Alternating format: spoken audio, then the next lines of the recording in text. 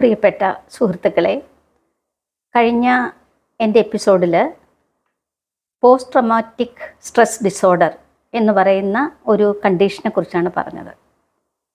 ഏത് ദുരന്തം സംഭവിച്ചു കഴിഞ്ഞാലും അതിൻ്റെ വിക്ടിംസ് ആയിട്ടുള്ള കുറച്ചാളുകൾ മാനസികമായിട്ട് വളരെയേറെ തകർന്നു പോവുകയും അവർക്ക് ആ അനുഭവങ്ങളിൽ നിന്ന് കരകയറാൻ പറ്റാത്ത രീതിയിൽ അതിന് വിധേയരായി പോവുകയും ചെയ്യും. ആ സംഘർഷത്തിൻ്റെ തുടർച്ചയായിട്ട് അവരനുഭവിക്കുന്ന കുറേ രോഗലക്ഷണങ്ങളെയാണ് നമ്മൾ പോസ്റ്റ് ട്രോമാറ്റിക് സ്ട്രെസ് ഡിസോർഡർ എന്ന് പറയുന്നത്. കഴിഞ്ഞ ലക്കത്തിൽ ഞാൻ അതിനെക്കുറിച്ച് സൂചിപ്പിച്ചിരുന്നു. അതിന് നമ്മൾക്ക് എന്ത് ചെയ്യാൻ കഴിയും എന്നതിൻ്റെ ഉത്തരമാണ് സൈക്കോളജിക്കൽ ഫസ്റ്റ് എയ്ഡ് കൊടുക്കുക എന്നുള്ളത്. മെഡിക്കൽ ഫസ്റ്റ് എയ്ഡ് നമ്മൾ വളരെ ഇമ്മീഡിയറ്റ് ആയിട്ട് തന്നെ ഇത്തരം ദുരന്ത സ്ഥലങ്ങളിൽ എത്തിച്ചു കൊടുക്കാറുണ്ട്. പക്ഷെ ഒരിക്കൽ പോലും അവർക്ക് മാനസികമായ ഒരു പിന്തുണ നമ്മൾ ബോധപൂർവം ആസൂത്രിതമായി ചെയ്യുന്നത് കുറവാണ്. അതിന് നമുക്ക് ഒരുപാട് കാര്യങ്ങൾ ചെയ്യാൻ പറ്റും. ഈ ക്യാമ്പിലെത്തുന്ന ആളുകൾ ആദ്യം ചെയ്യേണ്ടത് അവരെ നിരീക്ഷിക്കുക എന്നുള്ളതാണ്. ഇത്തരം ലക്ഷണങ്ങൾ കണ്ടു തുടങ്ങുന്നുണ്ടോ, അവർ എങ്ങനെയാണ് ആ ദുരന്തത്തിനെ എടുത്തത്, എന്തെല്ലാം മാറ്റങ്ങളിൽ അവരുടെ ബിഹേവിയറിലും മറ്റും കാണപ്പെടുന്നു, ഇത് സൂക്ഷ്മമായി നിരീക്ഷിക്കുക എന്നുള്ളതാണ് ആദ്യത്തെ സ്റ്റെപ്പ്. നമ്മൾ നിരീക്ഷിച്ചു കഴിഞ്ഞാൽ നമ്മൾക്ക് ചെയ്യാൻ പറ്റുന്ന ചില ഇമ്മീഡിയറ്റ് ആയിട്ടുള്ള കാര്യങ്ങൾ ചെയ്യുന്നു കഴിഞ്ഞാൽ തീർച്ചയായിട്ടും അവിടം കൊണ്ട് അവസാനിപ്പിക്കരുത്. കുറച്ചുകൂടി എക്സ്പേർട്ടായിട്ടുള്ള, കുറച്ചുകൂടി പ്രൊഫഷണൽ ആയിട്ടുള്ള ആളുകളുടെ അടുത്ത് ഈ ആളുകളെ നമ്മൾ റെഫർ ചെയ്യണം. അവസാനത്തെ ആൾ വരെ നമ്മൾ റീച്ച് ഔട്ട് ചെയ്യണം. എന്ന് പറഞ്ഞാൽ നമ്മൾ എത്തിച്ചേരണം. ചില ആളുകൾ പല രീതിയിലാണ് അവരുടെ ഈ പെരുമാറ്റ പ്രത്യേകതകൾ അല്ലെങ്കിൽ ചേഞ്ചസ് കാണിക്കുന്നത്. മൗനമായിട്ടിരിക്കുന്നവരുണ്ട്, വാചാലമാകുന്നവരുണ്ട്, ബഹളം വെച്ച് നടക്കുന്നവരുണ്ട്. ഇവരെ ഓരോരുത്തരെയും നമ്മൾ എത്തിച്ചേരുക, നമ്മളുടെ ആശങ്കയും നമ്മളുടെ അനുതാപവും അവരെ അറിയിക്കുക. അതായത് നമ്മൾക്ക് നിങ്ങളോട് ഒപ്പമുണ്ട് എന്നുള്ള, നിങ്ങളുടെ ഈ കാര്യത്തിൽ ഞങ്ങൾക്ക് ഓരോരുത്തർക്കും ഈ പൊതുസമൂഹത്തിന് ആശങ്കയുണ്ട് എന്നുള്ള നമ്മുടെ കൺസേൺ നമ്മൾ എക്സ്പ്രസ് ചെയ്യുക.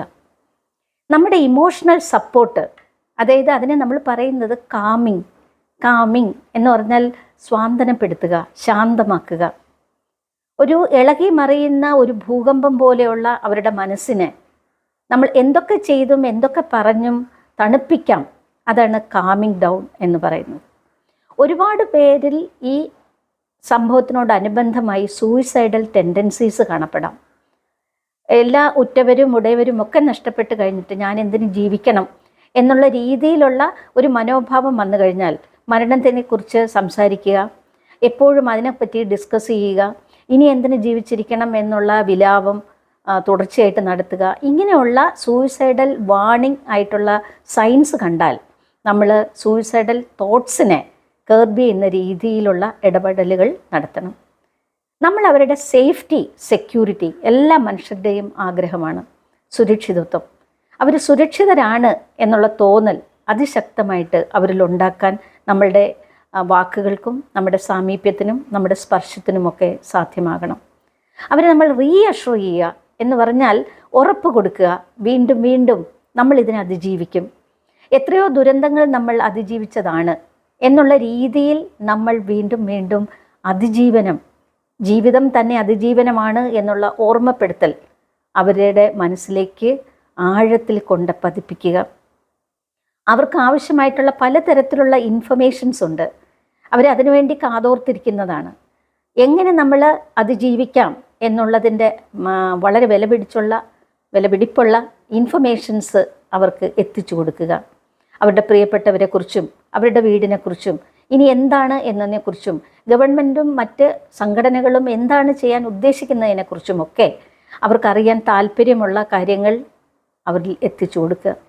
അവരെ, പ്രത്യേകിച്ച് കുട്ടികളെ, പതുക്കെ ആക്ടിവിറ്റീസിലേക്കും പ്രവർത്തനങ്ങളിലേക്കും, കളിയാണെങ്കിലും പാട്ടാണെങ്കിലും ഗ്രൂപ്പായിട്ട് ചെയ്യാൻ പറ്റുന്ന ചില കാര്യങ്ങളിലൊക്കെ മ്യൂസിക്കിനും ചില സംഘഗാനങ്ങൾക്കും ഒക്കെ ഒരുപാട് മനസ്സിനെ തണുപ്പിച്ചു കൊണ്ടുവരാനായിട്ട് സാധിക്കും.